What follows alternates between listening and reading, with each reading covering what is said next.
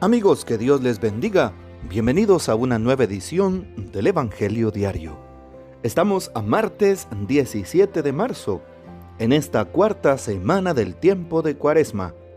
Y para hoy recordamos y celebramos en la liturgia de la Iglesia a San Patricio, obispo.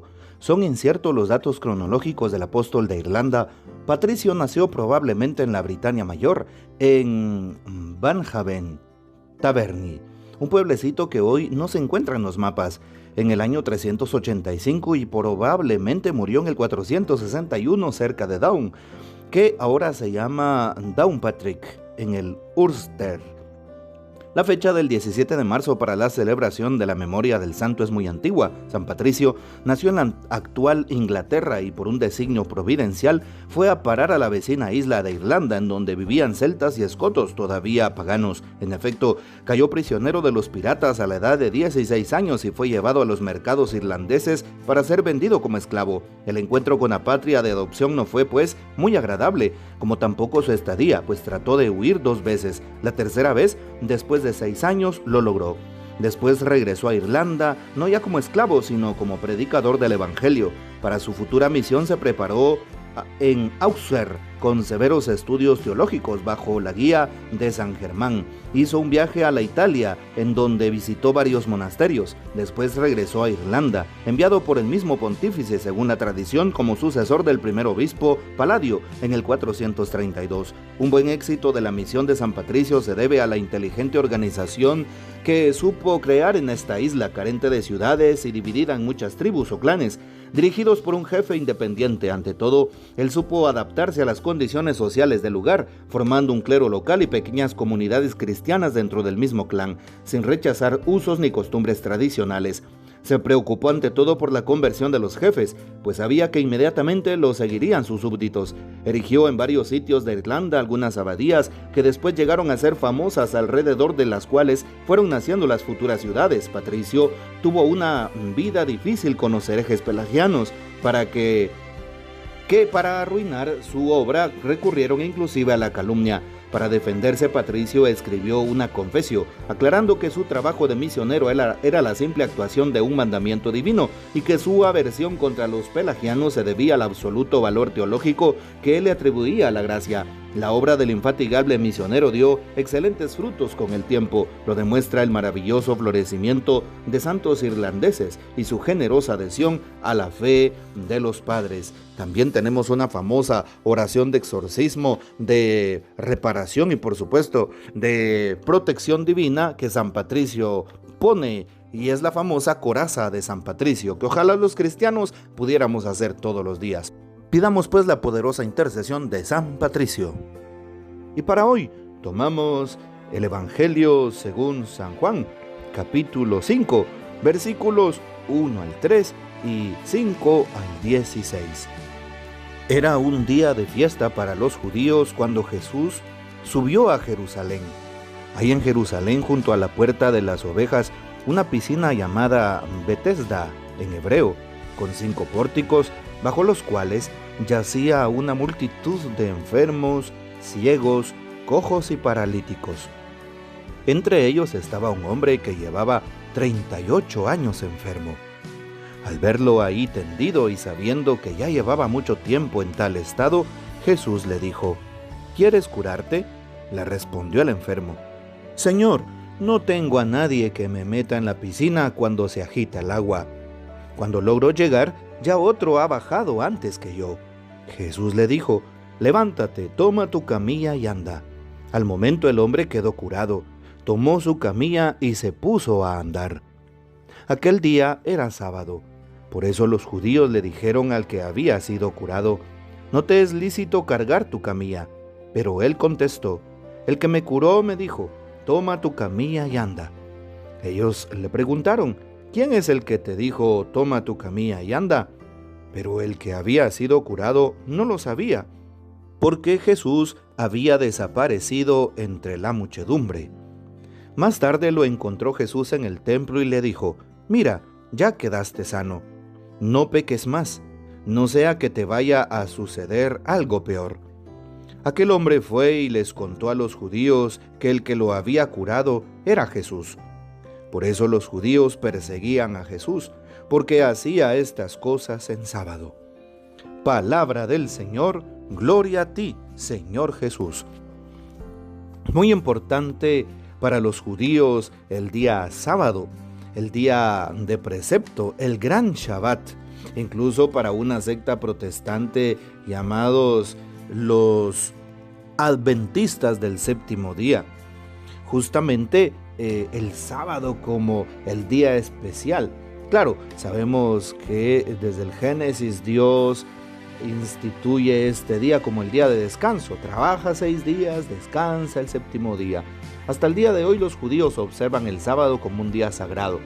De tal manera que desde la Mishnah, que son las normas que se recogen de la tradición judía, y del Talmud, que es un libro propio judío, tiene 613 preceptos. Y dentro de esos 613 preceptos, 248 son positivos y 365 negativos. ¡Qué impresionante!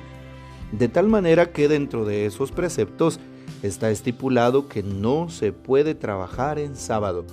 No se puede, por ejemplo, caminar más de 2000 metros, me parece.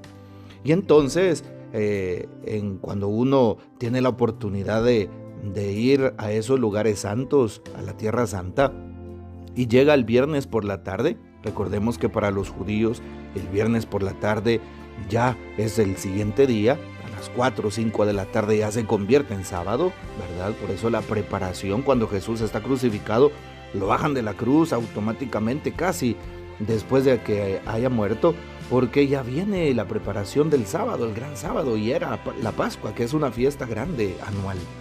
Y por eso es que los judíos observan el sábado es sagrado para ellos. Claro, cuando Jesús resucita, para el cristianismo, para nosotros los creyentes en Él, cambia la mentalidad. Ya no es el sábado nuestro día central. Jesús dice también en el pasaje de San Mateo: no he venido a abolir la ley, sino a darle plenitud, a darle cumplimiento. Y Jesús, ¿qué es lo que hace? Le da plenitud al día que Él resucita. Cuando resucita Jesús, que es el primer día de la semana, se convierte para nosotros los cristianos en el día más importante. Ya no el sábado, sino el día en el que nuestro Señor, el día en el que nuestro Dios pues nos da la vida, nos libera de la esclavitud del pecado y de la muerte a través de su resurrección gloriosa. Y tiene sentido. Y claro, en sábado entonces no se podía trabajar, no podía aquel paralítico cargar su camilla. Entre comillas, Jesús no podía curar en sábado porque se supone que era un trabajo. La curación es un trabajo que hacían en aquel tiempo pues los barberos o los curanderos o los médicos, ¿verdad? Bueno, cuando hablamos de barberos o curanderos, evidentemente no estamos hablando de las barberías como conocemos hoy, los peluqueros, no, o los curanderos, no, cuando hablamos de barberos y curanderos, hablamos de personas que se dedicaban a la medicina en aquel tiempo, ¿verdad? Bueno, qué importante es comprenderlo. Y aquel hombre es curado por Jesús. Jesús, en primer lugar, mira la necesidad humana.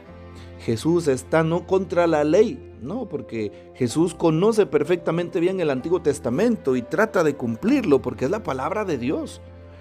Pero a Jesús le molesta que por encima de la persona pongan la ley.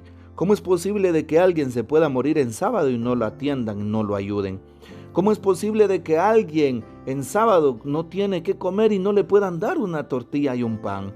Jesús dice, con esta acción de curar al hombre en sábado, que por encima de las normas, por encima de cualquier tipo de ley o por encima de aquello que interpreten los hombres de esta ley, está la dignidad de la persona humana.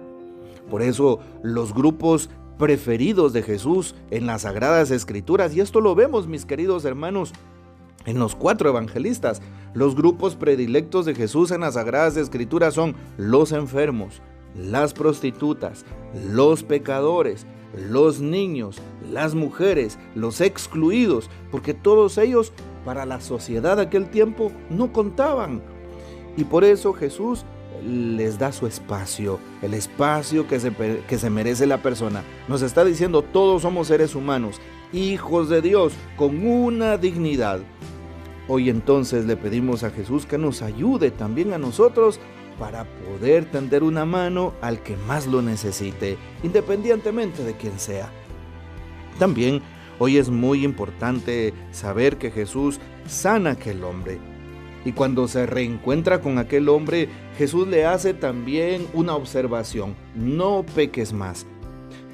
Regularmente en varios episodios, varios pasajes de los milagros que Jesús realiza, le dice a las personas: vete y no vuelvas a pecar.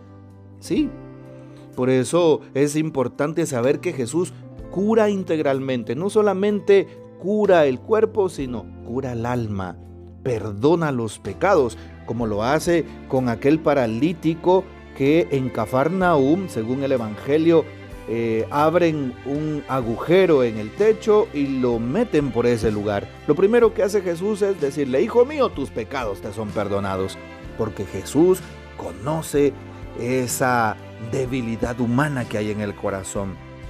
Seguramente esas dudas, esos temores, esos reproches a Dios y esos pecados que llevamos. Lo mismo le dice al hombre del Evangelio de hoy: no peques más. Sí, no puede hacer que te suceda algo peor. El Señor nos invita a llevar una vida en gracia. Entonces, te invito, mi hermano, para que si quieres experimentar el gran amor de Dios y su cercanía, que tú también te acerques y que vivamos en la gracia de la confesión, de la comunión constante, de la participación asidua a la Santa Eucaristía, de la visita al Santísimo, de la caridad con el prójimo, y sin duda estaremos viviendo en gracia, en la presencia del Señor.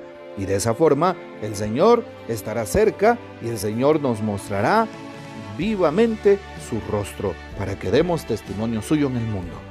Que el Señor nos bendiga, que María Santísima nos guarde y que gocemos de la fiel custodia de San José. Y la bendición de Dios Todopoderoso, Padre, Hijo y Espíritu Santo, descienda sobre ustedes y permanezca para siempre. Amén.